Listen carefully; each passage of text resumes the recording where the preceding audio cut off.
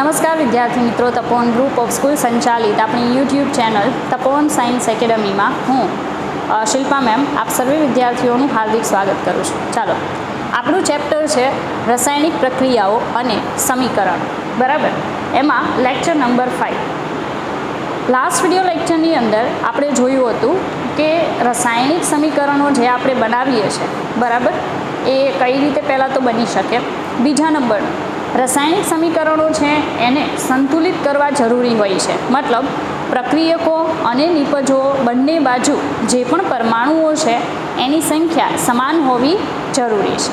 Okay, चलो तो ए संतुलन माटे आपणे 4 मेथडना नाम जोया था, 4 पद्धतिओ जोई थी, पण एमांथी आपणे पहला नंबरनी जे पद्धति है हीट एंड ट्रायल पद्धति, बराबर, ए पद्धतिनो आपणे उपयोग कर्यो हतो अने रासायणिक समीकरणने कई रीते संतुलित करवुं ए आपणे 2 उदाहरणथी जोयुं हतुं, बराबर। चालो त्यार पछी आपणे बीजुं जोयुं हतुं के हुं रासायणिक समीकरण जे छे लखुं छुं तो ए रासायणिक समीकरण उपरथी मने कई कई माहितीओ मळी शके छे, बराबर। तो एमां आपणे जोयुं के आपणे जाणी शकीए के प्रक्रियको अने निपजो जे छे एना केटला अणुओ है एनी वच्चे प्रक्रिया थई केटला अणुओ निपजमां मळशे, केटलुं वजन जे छे ए प्रक्रियामां संकळायेलुं छे जे ते प्रक्रियक अने निपज, केटला मोल प्रक्रियको प्रक्रिया करी केटला मोल निपज आपे छे, बराबर। बीजुं के जो कोई निपज जे छे ए वायुमय अवस्थामां उत्पन्न थती होय तो ए केटला लीटर उत्पन्न थशे ए पण आपणे जाणी शकीए छीए। तो एवी बधी जे माहिती है रासायणिक समीकरणों ने लईने ए आपणे गया विडियो लेक्चर में जोई गया। हवे अत्यारे आपणे जोवाना छीए के कोई रासायणिक समीकरण जे छे, बराबर, ए रासायणिक समीकरण आपणे कई कई माहिती नथी आपी शकतुं, मतलब एने कही शकाय रासायणिक समीकरणोनी मर्यादा। मर्यादानो मतलब थाय के आपणने जे ते थियरी जे पण समजावी शके छे, बराबर, ए तो स्वाभाविक है कि थियरी आपने घणुं बधुं समझावा माटे सक्षम है, पण थियरी जे आपणे जोता होईए ए घणी बधी बाबतो समझावा माटे सक्षम होती नथी। तो जे पण वस्तु आपणे जे ते थियरीनी मददथी नथी समझी शकता एने जे ते थियरीनी शुं कहेवाय, मर्यादा कहेवाय।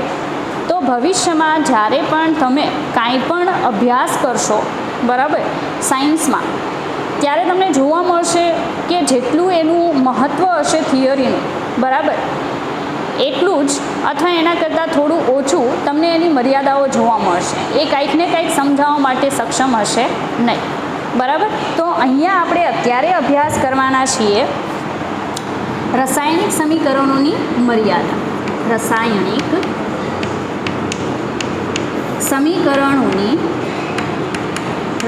समीकरणोनी मर्यादाओ।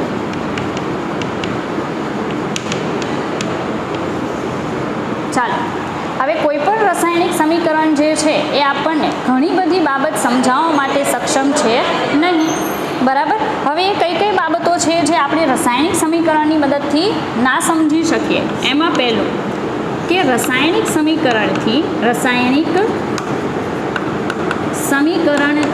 मददथी આપણે પ્રક્રિયકો અને નિપજોની અવસ્થા જાણી શકતા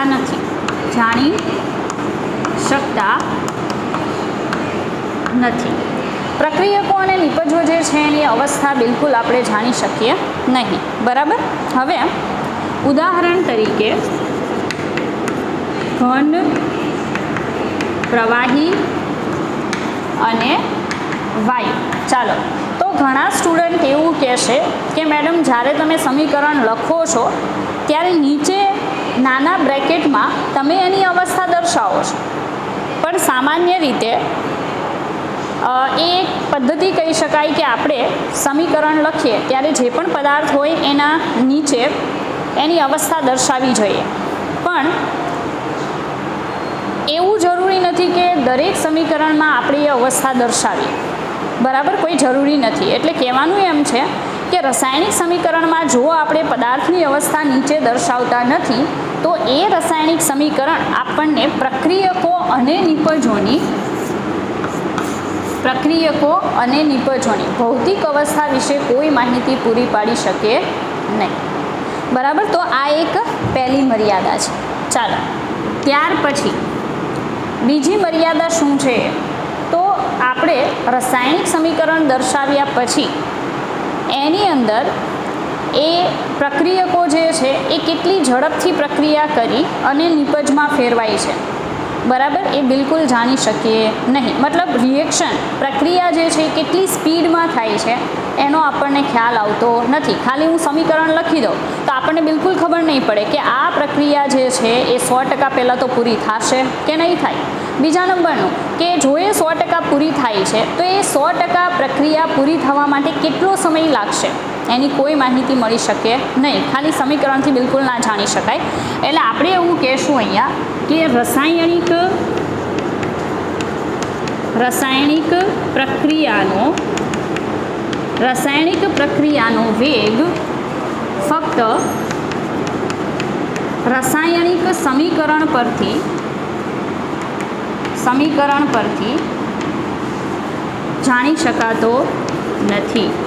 જાણી શકાતો નથી.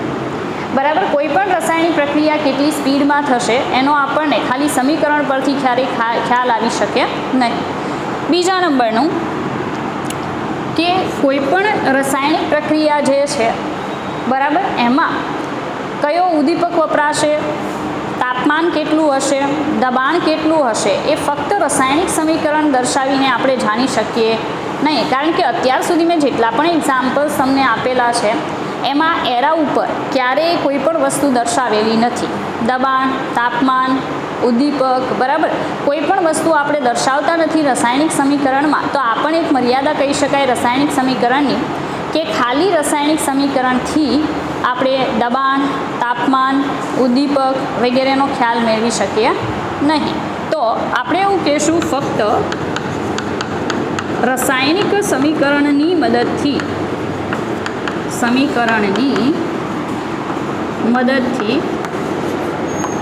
પ્રક્રિયામાં વપરાતા ઉદ્દીપક, તાપમાન કે દબાણ જેવી પરિસ્થિતિઓનો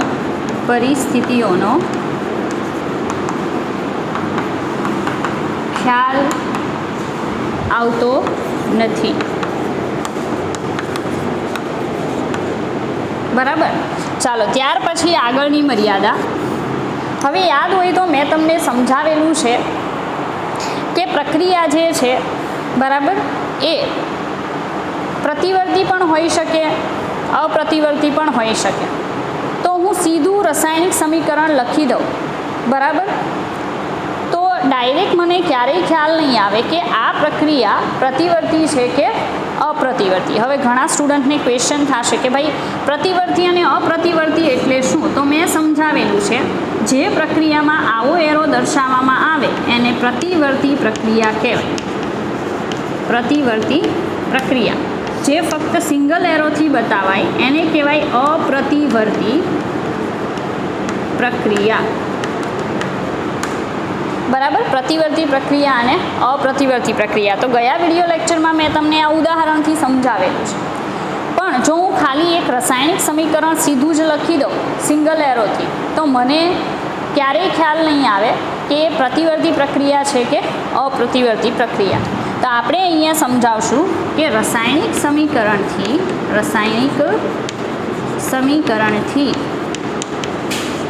પ્રક્રિયા પ્રતિવર્તી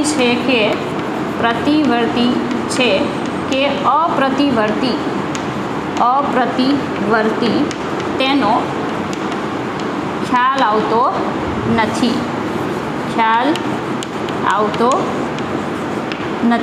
બરાબર, આગળ જોઈએ. મેં એવું કીધું હતું કે ઉર્જાના શોષણ અને ઉત્સર્જન કે પ્રકાશના શોષણ કે ઉત્સર્જનના આધારે આપણે રાસાયણિક પ્રક્રિયાઓના બે પ્રકાર પાડી શકીએ. એકને કહેવાય ઉષ્મા શોષક પ્રક્રિયા અને બીજાને કહેવાય ઉષ્મા ક્ષેપક પ્રક્રિયા. બરાબર. તો હું ફક્ત ખાલી રાસાયણિક સમીકરણ લખી દઉં તો મને ક્યારેય ખ્યાલ નહીં આવે કે એ ઉષ્મા ક્ષેપક પ્રક્રિયા છે કે ઉષ્મા શોષક પ્રક્રિયા. બરાબર. એટલે આ એક મર્યાદા છે કે રાસાયણિક સમીકરણથી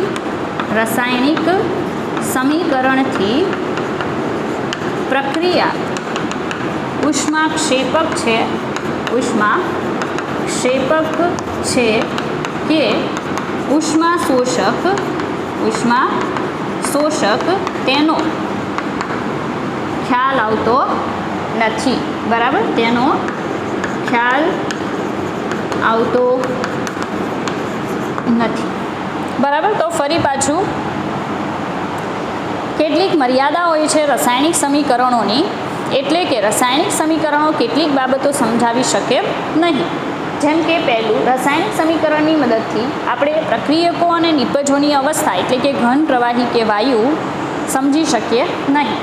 રાસાયણિક પ્રક્રિયાનો વેગ ફક્ત રાસાયણિક સમીકરણથી જાણી શકાતો નથી. આપણે એવું ના કહી શકીએ કે આ રાસાયણિક પ્રક્રિયા છે આટલા સમયમાં પૂર્ણ થશે, એ સમીકરણથી જાણી શકાય નહીં. ફક્ત રાસાયણિક સમીકરણની મદદથી પ્રક્રિયામાં વપરાતા ઉદ્દીપક, તાપમાન કે દબાણ જેવી પરિસ્થિતિઓનો ખ્યાલ આવતો નથી. બીજું, રાસાયણિક સમીકરણની પ્રક્રિયા પ્રતિવર્તી છે કે અપ્રતિવર્તી તેનો ખ્યાલ આવી શકતો નથી.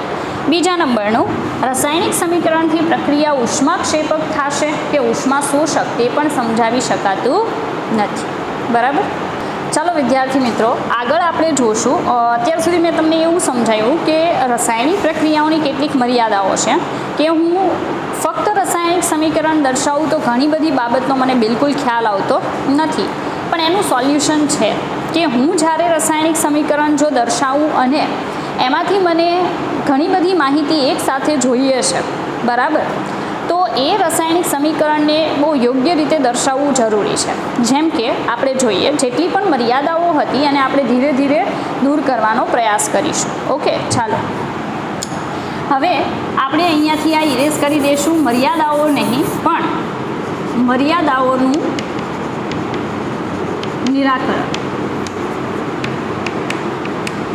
શું આવશે? મર્યાદાઓનું નિરાકરણ કરવાનો મતલબ એવો થાય કે જે પણ મર્યાદાઓ હતી એને હું ધીરે ધીરે સોલ્વ કરવા માટે રાસાયણિક સમીકરણને વધારે યોગ્ય રીતે લખવાનો પ્રયાસ કરીશ. બરાબર. ચાલો હવે પહેલી મર્યાદા કંઈક એવી હતી કે આપણે ફક્ત જો રાસાયણિક સમીકરણ દર્શાવી દઈએ સીધું તો મને એમાં રહેલા પ્રક્રિયકો અને નિપજોની અવસ્થા એટલે કે ઘન છે, પ્રવાહી છે કે વાયુ એનો બિલકુલ ખ્યાલ આવશે નહીં. પણ જો રાસાયણિક સમીકરણ છે એને હું દર્શાવતી વખતે જે તે પદાર્થની અવસ્થાને નીચે કૌંસમાં દર્શાવીશ તો ચોક્કસથી મને ખ્યાલ આવશે કે મેં જે પણ રાસાયણિક સમીકરણ લખેલું છે એમાં રહેલા પદાર્થો છે કઈ અવસ્થામાં પ્રક્રિયા કરે છે. બરાબર. તો અહીંયા આપણે શું દર્શાવશું કે રાસાયણિક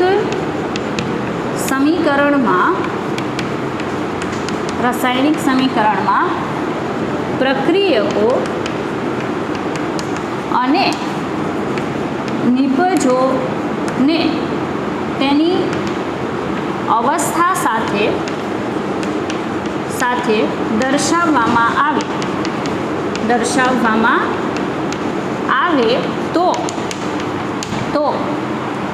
તેની અવસ્થાનો ખ્યાલ આવી શકે છે.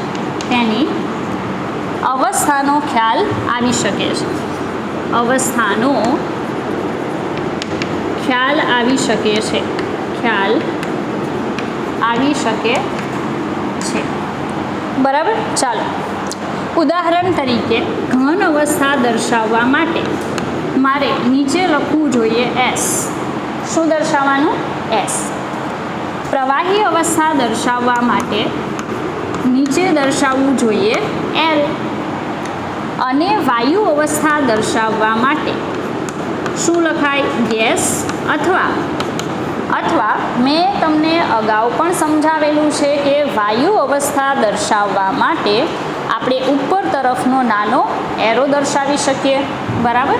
તો આ જે એરો છે એ પણ તમે દર્શાવી શકો. બરાબર. ચાલો બીજું, કે જલીય દ્રાવણની સંજ્ઞા, જલીય દ્રાવણ જો દર્શાવવું હોય તો સંજ્ઞા છે AQ. શું લખાય? AQ. બરાબર. અને જો અવક્ષેપ મળતા હોય, શું મળતું હોય?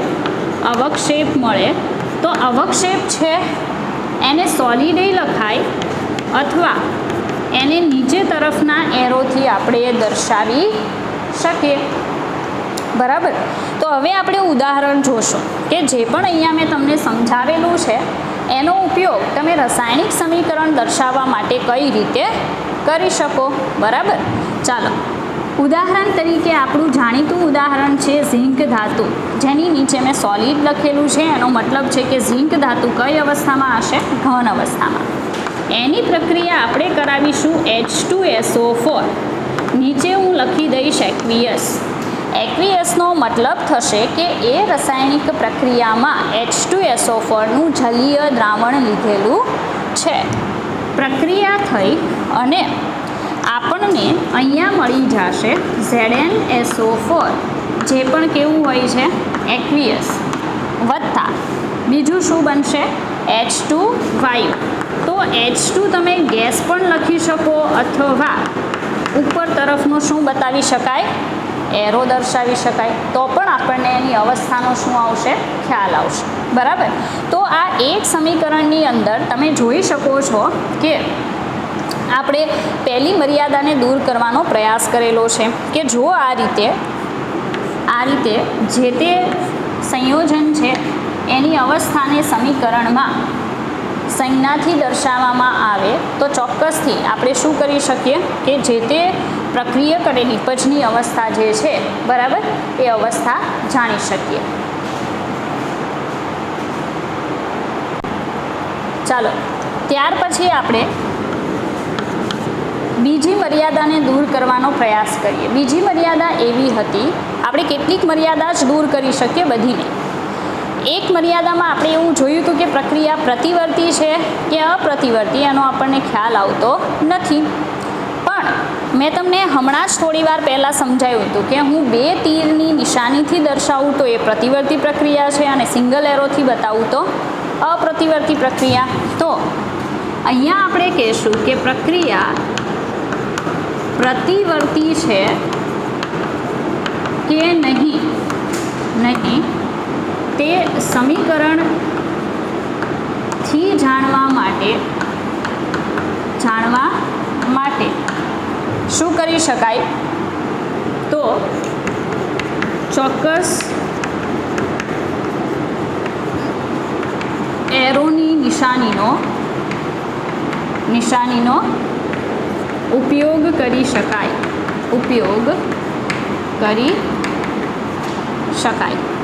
બરાબર. હવે એ કઈ રીતે? તો મેં અગાઉ સમજાવેલું છે કે જો હું આવી નિશાની કરું તો એ કઈ પ્રક્રિયા દર્શાવે છે? પ્રતિવર્તી પ્રક્રિયા. અને જો હું સિંગલ એરો દર્શાવું તો એ શું દર્શાવે છે? અપ્રતિવર્તી પ્રક્રિયા.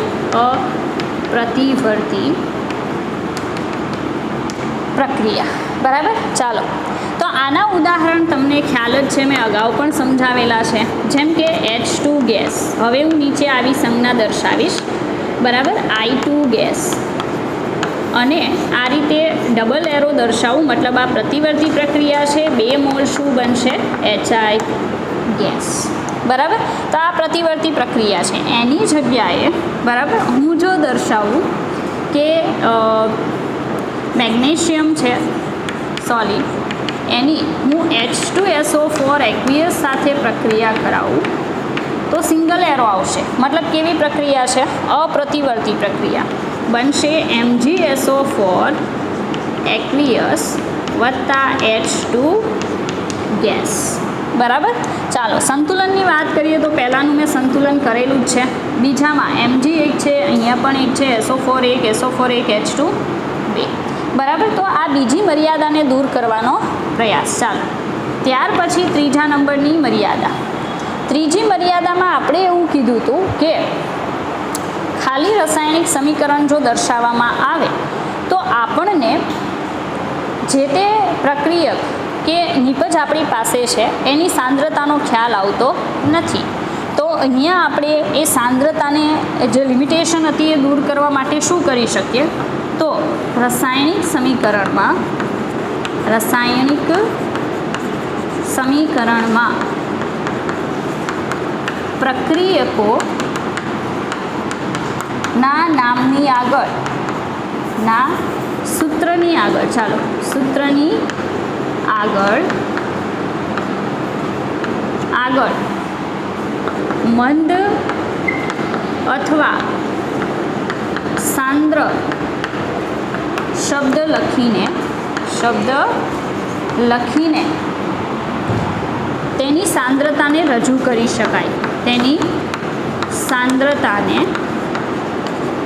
કરી શકાય. હવે કઈ રીતે? તો આપણે જ્યારે પણ પ્રક્રિયક વાપરીએ પાણીમાં દ્રાવણ બનાવીને, તો આપણે એનું એક્વિયસ સોલ્યુશન બનાવ્યું કહેવાય. અને એ એક્વિયસ સોલ્યુશન જે છે એ મંદ હોય. કેવું હોય? મંદ. બરાબર. ઘણીવાર એવું પણ બની શકે કે આપણે જે પ્રક્રિયક રાખીએ છીએ એટલે કે પાણી, બરાબર, એની અંદર જે તે કમ્પાઉન્ડ છે એ બહુ વધારે જથ્થામાં ઉમેરી દઈએ તો એ સાંદ્ર દ્રાવણ કહેવાય. ઓકે, જેમ કે એક્ઝામ્પલ આપું અહીંયા. આપણે અહીંયા ઝિંક સોલિડ છે, બરાબર. ચાલો ઝિંકની બદલે આપણે લઈ લઈએ કેલ્શિયમ સોલિડ. કેલ્શિયમ ધાતુની પ્રક્રિયા હું કરાવું કોની સાથે? તો આગળ લખી દઈશ મંદ. મંદનો મતલબ થાય પાણી વધારે હશે અને જે તે પદાર્થ કેવો હશે? ઓછો હશે, બરાબર. તો આ સાંદ્રતા દર્શાવે. શું દર્શાવે? સાંદ્રતા ઓછી હોય તો મંદ અને વધારે હોય તો સાંદ્ર, બરાબર. મંદ H2SO4 એક્વિયસ સાથે જો આપણે પ્રક્રિયા કરાવીએ કોની? કેલ્શિયમની, તો એમાંથી બની જશે CaSO4 એક્વિયસ પ્લસ શું બનશે? H2 ગેસ, બરાબર. તો અહીંયા ખાસ યાદ રાખવું કે જો હું મંદ શબ્દ લગાવું છું સૂત્રની આગળ તો સાંદ્રતા ઓછી, અને જો હું સાંદ્ર શબ્દ લગાવું છું તો સાંદ્રતા વધારે. શું આવશે? સાંદ્રતા વધારે, બરાબર. ચાલો, ત્યાર પછીની આપણી એક મર્યાદા હતી કે આપણે ખાલી સમીકરણની મદદથી જાણી ન શકીએ કે પ્રક્રિયા ઉષ્મા શોષક છે કે ઉષ્મા ક્ષેપક છે, બરાબર. પણ આપણે શું કરી શકીએ કે જ્યારે પ્રક્રિયા એટલે કે રાસાયણિક સમીકરણ દર્શાવીએ ત્યારે જે તે ઉષ્મા છે એ નિપજ બાજુ અથવા તમે પ્રક્રિયક બાજુ પણ લખી શકો, બરાબર. એ દર્શાવીએ તો ચોક્કસથી આપણને ખ્યાલ આવશે કે જે તે રાસાયણિક સમીકરણ આપણે જે રાસાયણિક પ્રક્રિયાનું દર્શાવીએ છીએ એ પ્રક્રિયા ઉષ્મા ક્ષેપક છે કે ઉષ્મા શોષક છે. ઓકે, ચાલો. તો આ ચોથા નંબરની મર્યાદા દૂર કરવાનો પ્રયાસ કે રાસાયણિક સમીકરણમાં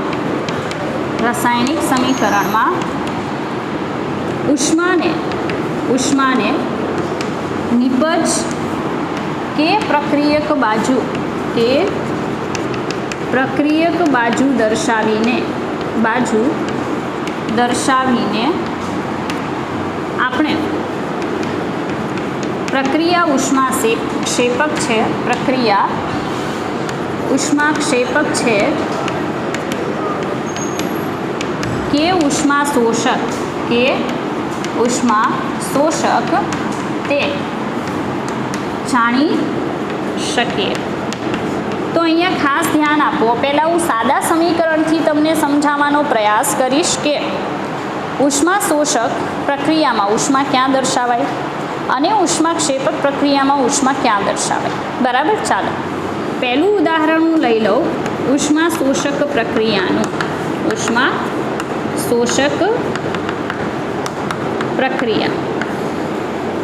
બરાબર. ચાલો, હવે ઉષ્મા શોષક પ્રક્રિયાની જો હું વાત કરું તો અહીંયા પ્રક્રિયકો વત્તા શું લખવું જોઈએ?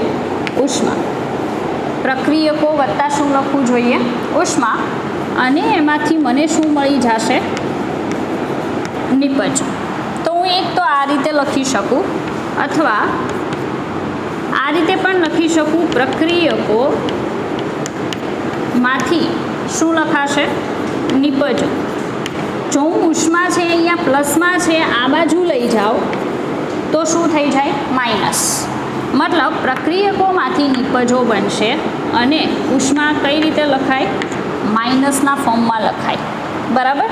તો ઉષ્મા શોષક પ્રક્રિયા દર્શાવવાની આ બે રીત છે. પ્રક્રિયકો વત્તા ઉષ્મા લખાય, આ સાઈડ નિપજ આવશે. બીજું, પ્રક્રિયકો પછી સીધું તીરની નિશાની પછી નિપજો માઇનસ શું લખાય? ઉષ્મા. બરાબર. ચાલો, આનું કોઈ પ્રોપર એક્ઝામ્પલ અત્યારે આપણી પાસે નથી એટલે આપણે અહીંયા દર્શાવશું એ વત્તા બી વત્તા ઉષ્મા અને એમાંથી શું બનશે? સી. બરાબર. સી ઓર પ્લસ કરીને ડી પણ તમે લખી શકો. ચાલો આગળ જોઈએ. જો હું ઉષ્માક્ષેપક પ્રક્રિયાની વાત કરું, ઉષ્માક્ષેપક પ્રક્રિયાની વાત કરું તો મારે ઉષ્મા ક્યાં દર્શાવવી જોઈએ? તો અહીંયા આવશે પ્રક્રિયકો. બરાબર. એમાંથી શું બનશે? તો નિપજો બનશે વત્તા શું ઉત્પન્ન થશે? ઉષ્મા. તો તમે સમજી શકો છો કે જ્યારે ઉષ્મા શોષક પ્રક્રિયા હતી ત્યારે પ્રક્રિયકો વત્તા ઉષ્મા લખાય, પણ ઉષ્માક્ષેપક પ્રક્રિયા જ્યારે હોય ત્યારે પ્રક્રિયકો પછી એરોની નિશાની પછી નિપજો વત્તા શું લખાય? ઉષ્મા લખાય. અથવા આ જ પ્રક્રિયાને તમે આ રીતે લખી શકો, પ્રક્રિયકો માઇનસ ઉષ્મા નિપજો. આ પણ યોગ્ય છે. બરાબર. તો અહીંયા હું એક ઉદાહરણ આપીશ. ઉદાહરણમાં માનો કે હું મિથેન વાયુ લઈ લઉં. આ મિથેન વાયુનું ઓક્સિજનની હાજરીમાં શું કરાવવામાં આવે? દહન. શું કરાવવામાં આવશે? તો દહન. તો બનશે CO2 ગેસ વત્તા H2O લિક્વિડ વત્તા શું આવશે? તો ઉષ્મા. બરાબર. તો તમે જોઈ શકો છો અહીંયા આપણે દર્શાવ્યું કે ઉષ્માને નિપજ બાજુ હું દર્શાવું વત્તા કરીને, તો એ કઈ પ્રક્રિયાનું ઉદાહરણ હોય? ઉષ્માક્ષેપક. તો અહીંયા મેં મિથેન વાયુ જે છે એનું દહન કરાયું. દહનથી CO2 ગેસ ઉત્પન્ન થશે, H2O લિક્વિડ ઉત્પન્ન થશે અને શું ઉત્પન્ન થાય? ઉષ્મા. તો આ તમે જોઈ શકો કે આવી બધી વસ્તુઓ જો આપણે રાસાયણિક સમીકરણમાં દર્શાવીએ તો આપણને ખ્યાલ આવે કે ઉષ્મા શોષક પ્રક્રિયા છે કે ઉષ્મા ક્ષેપક પ્રક્રિયા. બરાબર. ચાલો ત્યાર પછી આગળ આપણે જોઈએ પાંચમી લિમિટેશન દૂર કરવાનો રીત જોઈએ. આપણે એવું કીધું હતું કે ખાલી રાસાયણિક સમીકરણ જો હું દર્શાવી દઉં તો મને બિલકુલ ખ્યાલ નહીં આવે કે જે તે રાસાયણિક પ્રક્રિયામાં પ્રક્રિયાને શક્ય બનાવવા માટે કેટલું તાપમાન રાખેલું છે, કેટલું દબાણ રાખેલું છે, બરાબર, કે કોઈ ઉદ્દીપકનો ઉપયોગ કરેલો છે કે નહીં. પણ એ બધી જ અવસ્થાઓ એટલે કે પરિબળો અને ઉદ્દીપક છે અને આપણે તીરની ઉપર કે નીચે દર્શાવીએ પ્રક્રિયામાં સમીકરણમાં તો ચોક્કસથી આપણે જાણી શકીએ કે રાસાયણિક પ્રક્રિયામાં કેવી પ્રક્રિયા પરિસ્થિતિ પરિબળો લાગુ કરેલા છે કે કયો ઉદ્દીપક વાપરેલો છે. બરાબર. તો રાસાયણિક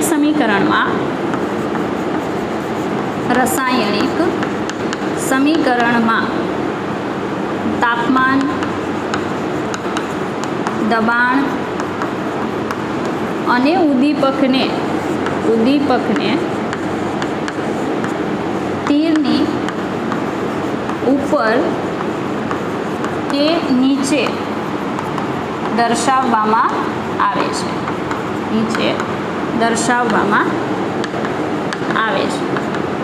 ઉદાહરણ તરીકે N2 ગેસ વત્તા 3 મોલ H2 ગેસ.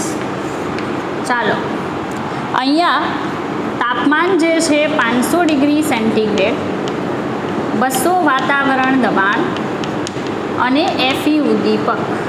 બરાબર. લોખંડનો ભૂકો છે ઉદ્દીપક તરીકે વપરાય છે, જે આપણે તીરની નીચે દર્શાવેલું છે. તાપમાન અને દબાણ તીરની ઉપર દર્શાવેલું છે અને આપણને મળશે 2 મોલ એમોનિયા ગેસ વત્તા શું ઉત્પન્ન થાય? તો ઉષ્મા.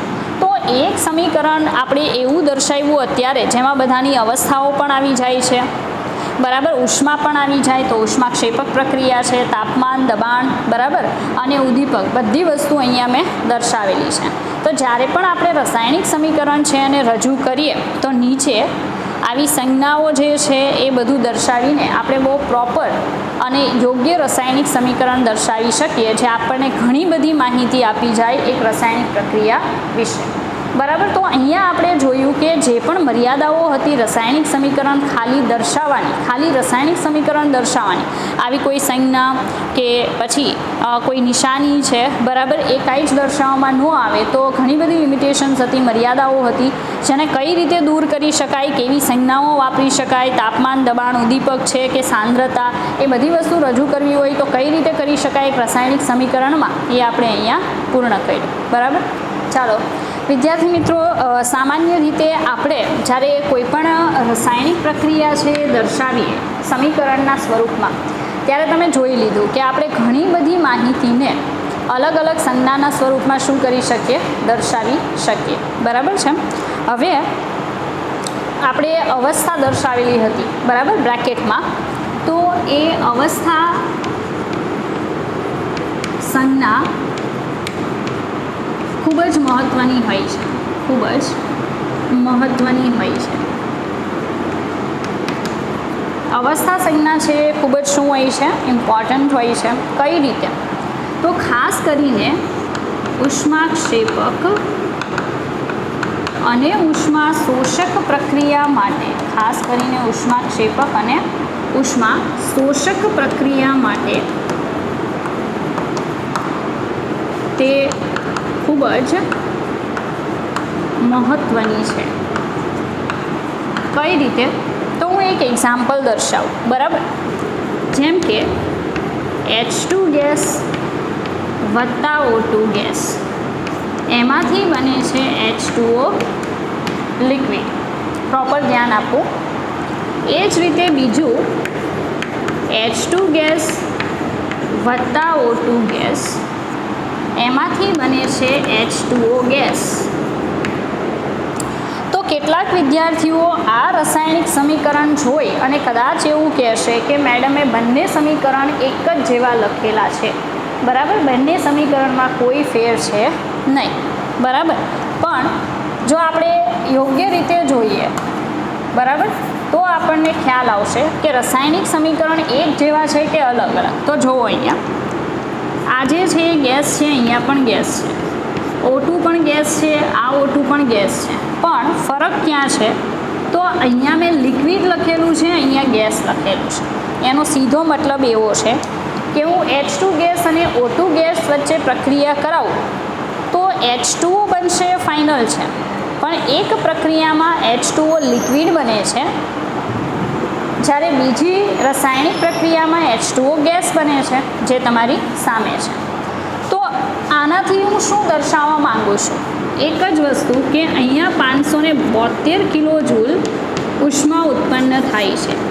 કેટલી ઉષ્મા ઉત્પન્ન થાય? 572 કિલો જૂલ. જ્યારે અહીંયા 484 કિલો જૂલ ઉષ્મા ઉત્પન્ન થાય છે. તો બંને પ્રક્રિયાઓ ઉદાહરણ છે ઉષ્માક્ષેપક પ્રક્રિયા. કઈ પ્રક્રિયાનું? ઉષ્માક્ષેપક પ્રક્રિયાનું. પરંતુ બંને પ્રક્રિયાઓ દરમિયાન જે ઉત્પન્ન થતી ઉષ્મા છે એ ઉષ્મા કેવી છે? જુદી જુદી છે. અહીંયા જે ઉષ્મા ઉત્પન્ન થાય છે 572 કિલો જૂલ, એ અહીંયા ગેસિયસ ફોર્મમાં વોટર બને ત્યારે ઉત્પન્ન થતી ઉષ્મા કરતાં કેવી છે? જુદી છે. મતલબ H2 ગેસ અને O2 ગેસમાંથી જો H2O પાણી બને, પ્રવાહી બને, તો વધારે ઉષ્મા ઉત્પન્ન થાય છે.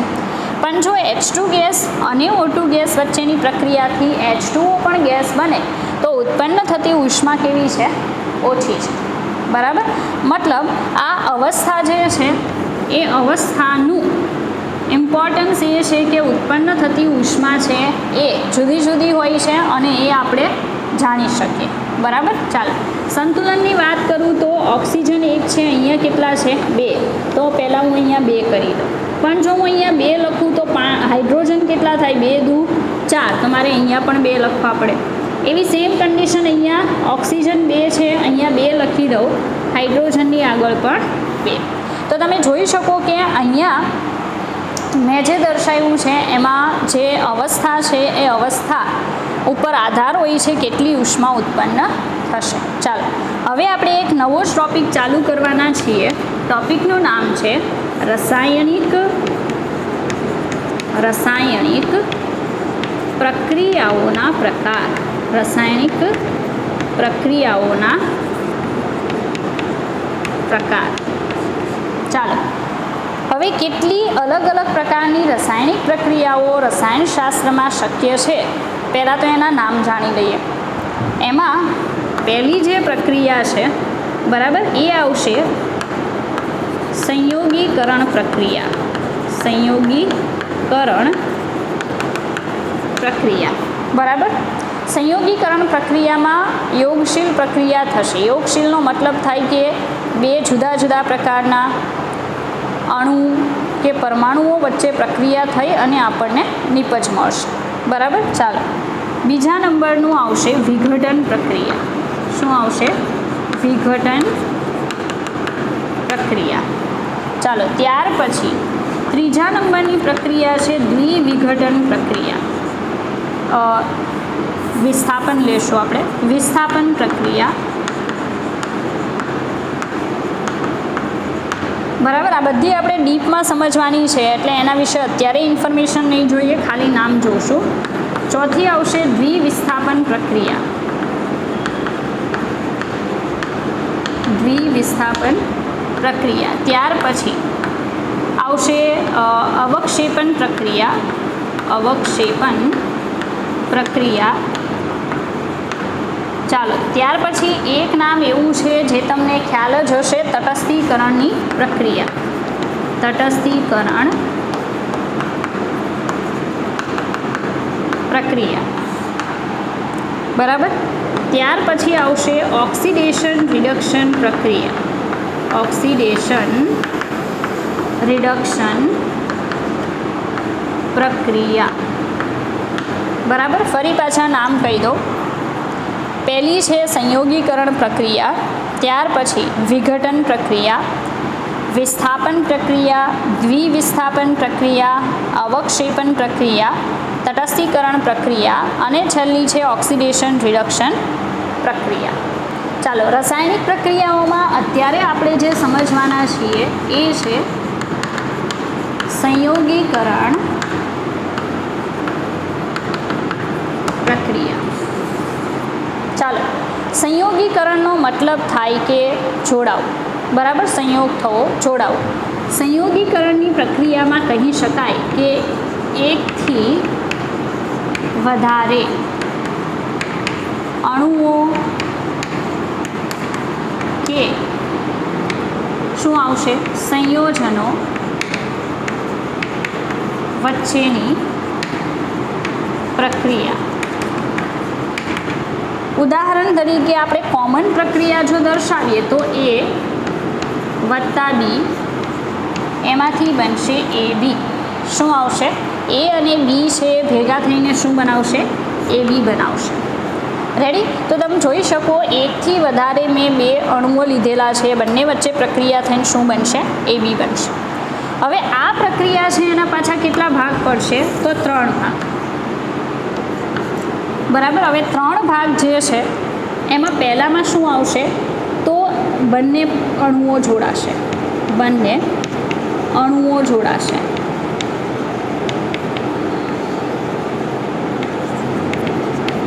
બંને અણુઓ જોડાઈનો મતલબ થશે કે જે તે તત્વ છે એ પોતાના મૂળ સ્વરૂપે પ્રક્રિયામાં ભાગ લેશે. બીજા નંબરનું જે છે એમાં એક અણુ આપણે લેશું તત્વનો મૂળ અણુ વત્તા આવશે એક સંયોજનનો અણુ. એક સંયોજનનો અણુ. આ બંને વચ્ચે પ્રક્રિયા થશે બરાબર. ત્રીજા નંબરનું છે એમાં આપણે કહીશું કે બંને સંયોજનના અણુઓ વચ્ચે સંયોગીકરણ. સંયોજનના અણુઓ વચ્ચે શું થશે? સંયોગીકરણ થાય. રેડી? તો કેટલા પ્રકાર શક્ય બને છે? પહેલા નંબરનું કે બંને મૂળ તત્વના જે અણુઓ હોય એની વચ્ચેની પ્રક્રિયાથી કોઈ નવો પદાર્થ બનવો જોઈએ. બીજા નંબરનું છે એમાં એક તત્વનો મૂળ અણુ આવશે અને બીજો સંયોજનનો અણુ આવશે. ત્રીજા નંબરનું બંને સંયોજનના અણુઓ વચ્ચે સંયોગીકરણ. હવે આપણે ઉદાહરણ જોઈએ. ચાલો, એમાં પહેલો પ્રકાર આપણે જોઈએ કે બંને મૂળ તત્વના અણુઓ વચ્ચેની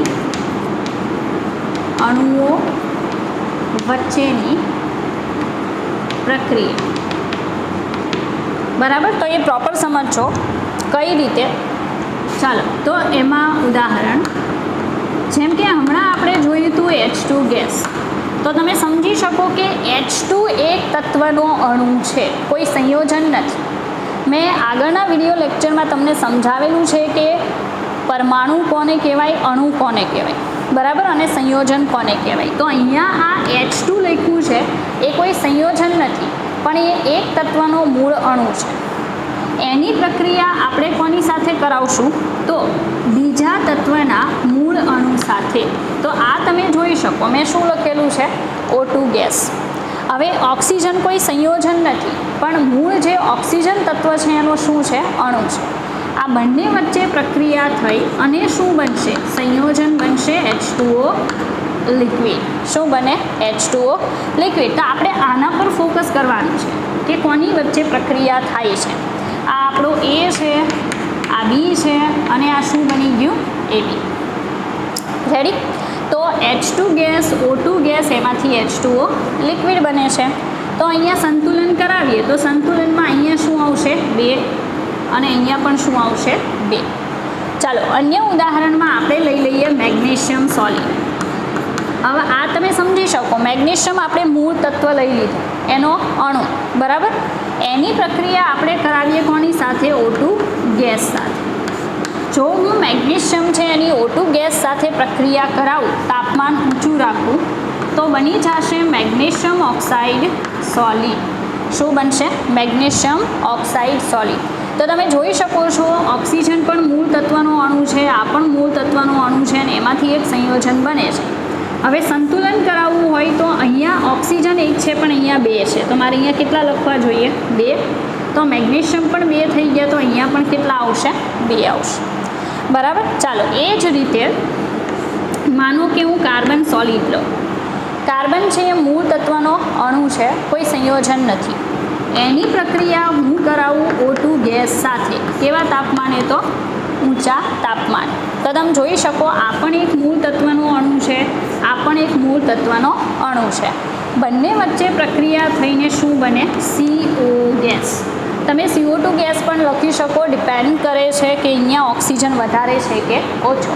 જો ઓછો ઓક્સિજન હોય તો CO આવશે, વધારે ઓક્સિજન હોય તો CO2 આવશે. બરાબર? તો હું અહીંયા આંશિક દહન અથવા ઓછો ઓક્સિજન રાખું, આંશિક દહન, તો શું બનશે? CO ગેસ બને. રેડી? તો મૂળ તત્વનો અણુને એક સંયોજન બને છે. સંતુલન કરાવીએ તો ઓક્સિજન કેટલા છે? 1, પણ અહીંયા 2 હોવાથી અહીં શું લખાય? 2. તો કાર્બન જે છે એ 2 છે, તો અહીંયા પણ શું આવશે? 2. રેડી? એ જ રીતે માનો કે કાર્બન સોલિડ વત્તા O2 ગેસ, બરાબર. અહીંયા જે છે એ સંપૂર્ણ દહન રાખવું. કેવું દહન? સંપૂર્ણ દહન. ઓક્સિજનનું પ્રમાણ વધારે રાખવું અને તાપમાન ઊંચું રાખવું, તો શું બનશે? CO2 gas. બરાબર? તો અહીંયા સંતુલનની જરૂર નથી, કારણ કે કાર્બન 1 છે, અહીંયા પણ એક ઓક્સિજન 2 છે, અહીંયા પણ 2. તો આ મેં જે દર્શાવેલી છે એ સંયોગીકરણની પ્રક્રિયા છે, કારણ કે A અને B જોડાઈને શું બને છે? AD. જેમાં પહેલો પ્રકાર જોયો કે બંને મૂળ તત્વના અણુઓ વચ્ચેની પ્રક્રિયા જો થતી હોય સંયોગીકરણમાં, તો એ એક પ્રકારની અંદર કન્સિડર કરી શકાય. ચાલો, સંયોગીકરણની પ્રક્રિયા જે છે, બરાબર, એનો બીજો પ્રકાર, એમાં આપણે એવું કીધું હતું કે એક તત્વનો અણુ અને એક સંયોજન વચ્ચે પ્રક્રિયા. એક સંયોજનના અણુ વચ્ચે પ્રક્રિયા.